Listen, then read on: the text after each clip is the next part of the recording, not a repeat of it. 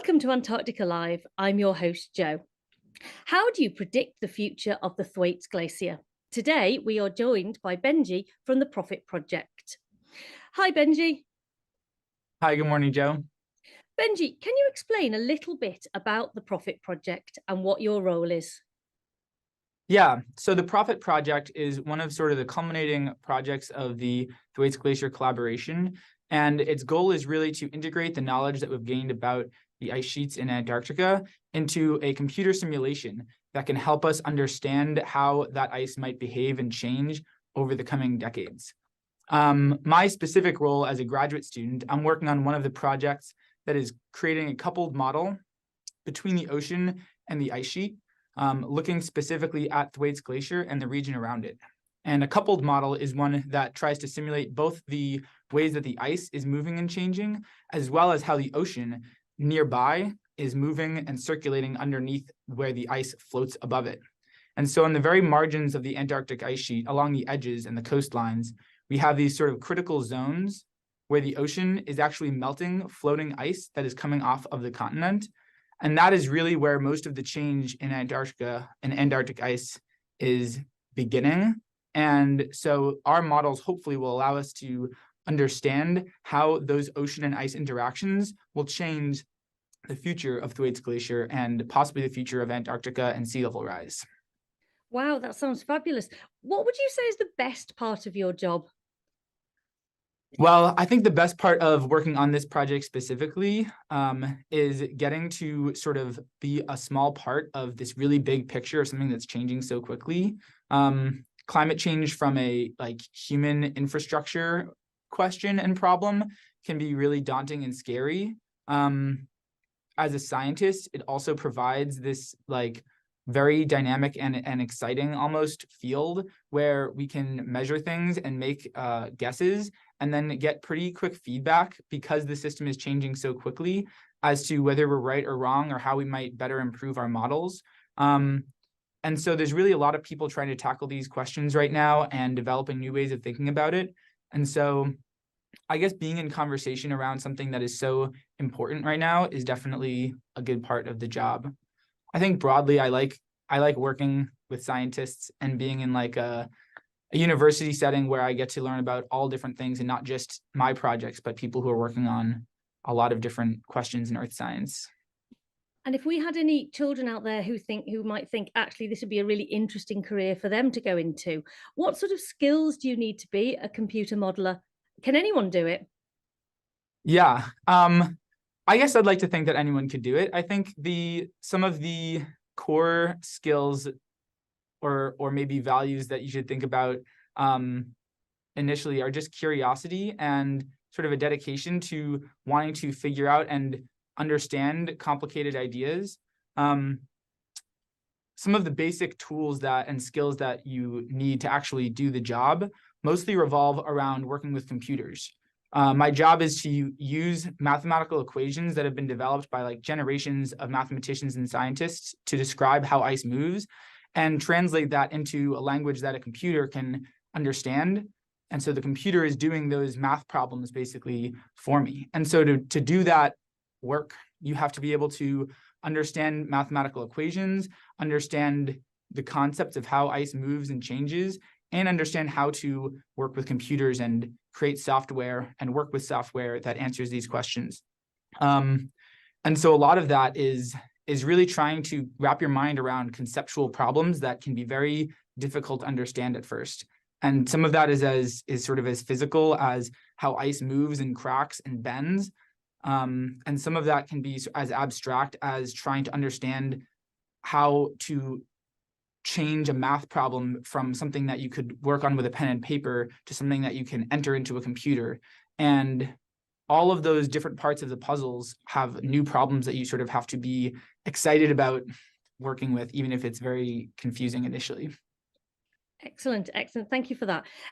It sounds like a really absolutely fascinating job to do, and as you say, really, really important for the future of our world over the next.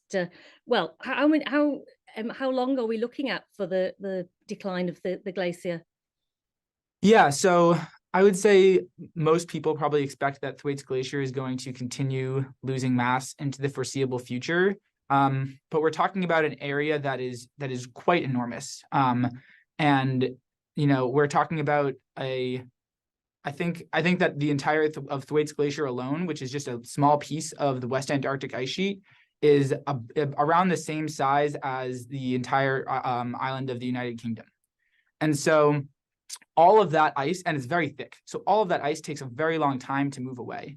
And it's important to think, when we're thinking about Antarctica, as opposed to Greenland or glaciers in other parts of the world, we're not losing ice from the surface. It's still very, very cold down there. But what is happening is we're melting along the edges where the ocean is. And that's helping. It's almost like a cork in a bottle. It's helping the ice to flow faster towards the ocean. And as it flows out more than it accumulates snow at the top, we actually end up losing the total amount of ice that is in the glacier at any one point in time. That brings me on really nicely into a question that we've got from Ron from a school in Essex in the UK, because he asked the question, is the glacier actually moving? And how do you look at that when predicting its future? Yes, the ice is moving. And even though we think of glaciers as moving relatively slowly, that motion is actually measurable and detectable even on shorter time periods like hours or days. The ice at the edge of Thwaites Glacier moves more than 5 meters every day. That means that if you were standing there even for a few hours, you'd be able to measure the speed of the glacier with a good GPS. And the center of the glacier is sort of where you might imagine that some of it is flowing one way and some of it is flowing in a different way. They actually flow very, very slowly, and for the most part are just slowly compacting downwards as it spreads outwards. But along the edges of the Antarctic ice sheet, they move quite quickly, I guess in a relative sense. But ice moves in other ways as well. Because it's a solid, if the forces that are trying to cause it to spread apart are too great for the ability to sort of slowly rearrange the ice crystals, you actually get sort of catastrophic cracking. So if you look at pictures of glaciers around the world, you'll often see these huge cracks or rifts in the ice that are called crevasses, or sometimes they're called rifts, where the ice wasn't able to accommodate all of the spreading tension that is put on it, and so it begins to crack apart. So that's another way that ice can move. And then the third way is that it actually can slide. So if you think about putting something on some ball bearings, or maybe a lubricated surface, you can slide that ice, and the force of that ice, especially when it's traveling over bedrock that might have, let's say, sand or something that isn't just solid rock, can actually cause the entire thing to shift forward along the rock underneath it. So those are the primary ways that ice moves. We do incorporate some of that into how our models move ice. We're able to capture the way in which ice behaves like a very viscous fluid well in our models. It's much harder to capture the ways that it cracks as a solid. And that's because you're dealing with a point where you've kind of pushed the limits of how the material can respond smoothly, and it starts to respond suddenly and less predictably. But overall, we think that the fluid-like behavior really dominates the way that most of the ice is moving, and especially over longer periods of time. We think that is a good start in trying to understand how the ice could behave in the future. Excellent, thank you for that. I've got another question now from Ava from the Wirral. What technology do scientists use to help them predict the glacier's future? Yeah, that's a great question, Ava. There are a lot of different dimensions to it, and I'm not going to be able to cover all of them, partially because I don't even know. But the primary things that you want to think about is that because this is a system that's moving, anything that is going to affect the movement of the ice is something that scientists are going to try to develop tools to understand and measure. And those tools can range from software, like for a computer that I'm working with, to try to create almost like a similar but pretend ice sheet on the computer that you can use to try to understand how the real world ice sheet works, to satellites that are flown in low orbit in outer space that are measuring things with cameras by bouncing lasers off the ice to try to take pictures of it to see how fast different parts of it are moving at any time, to try to figure out how thick the ice is overall, and by measuring the elevation and the distance from the satellites. There are scientists who go out onto the ice on sleds and skis, and they might be taking measurements of similar measurements of how fast it's moving, of trying to understand how water flows underneath the ice.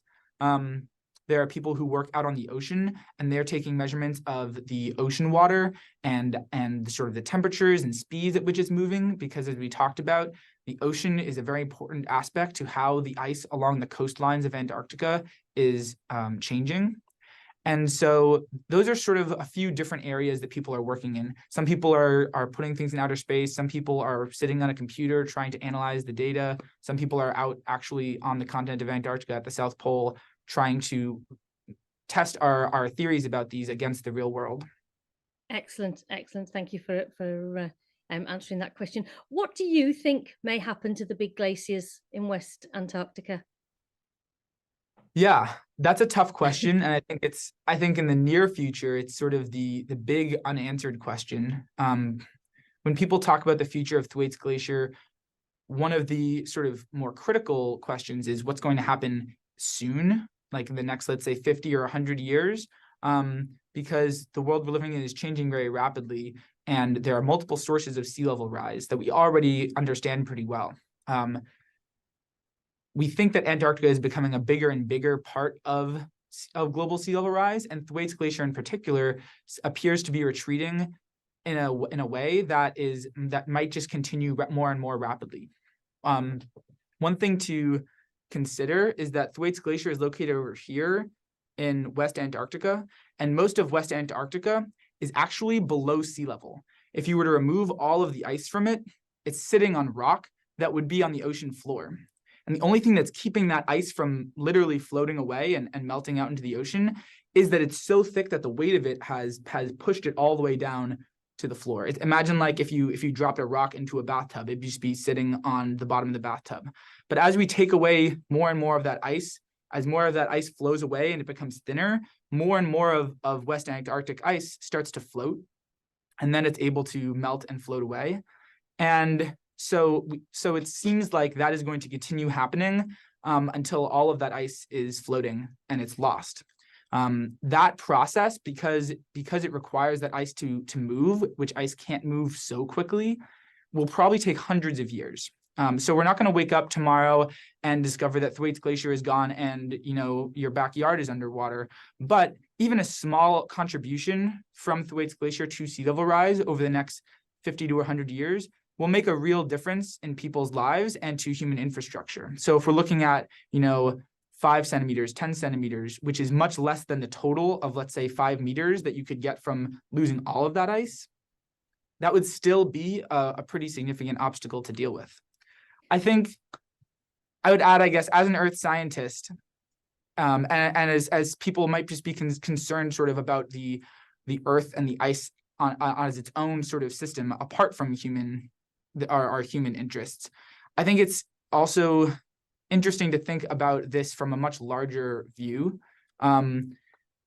This ice, because it's in this sort of unstable position where it has to be thick enough to reach the ocean floor, has retreated and advanced many times over the last 30 million years. There have been times where it's gone all the way out to the edge of the continental shelf, and then there have been times where it's been lost, and then and that's happening on cycles of tens of thousands of years as we go through peaks of ice ages where we have a lot of ice on Earth and then when we have very little ice on Earth. And there have been times on Earth where the entire surface of the planet was covered in ice and times where we had no glaciers whatsoever. And so I guess the long-term future for Thwaites Glacier in these areas is probably that they will return, but within, let's say, 50,000 to 100,000 years or more.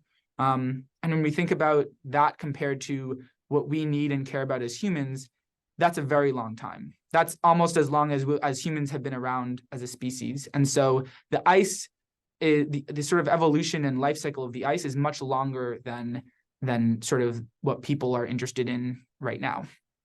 Absolutely, which brings us on to our last question from from Cameron in year 7 up in Scotland. And he says, what are the best ways we can do in the short term to help save the glacier? Yeah, that's a really tough question. And it's one that I think a lot of people are trying to figure out and trying to come up with good answers. It's not clear to me that there is much that we can do to prevent, let's say, Thwaites Glacier from continuing to retreat.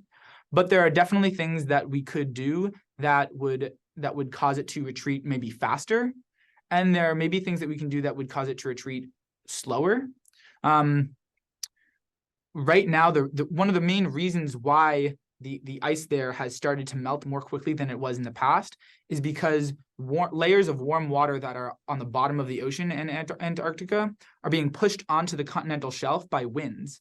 And when that warm water touches the edge of the ice sheet, it starts to melt it more quickly. We don't know exactly the cause of those winds that have sort of intensified and changed to create more of that warm water touching Antarctica.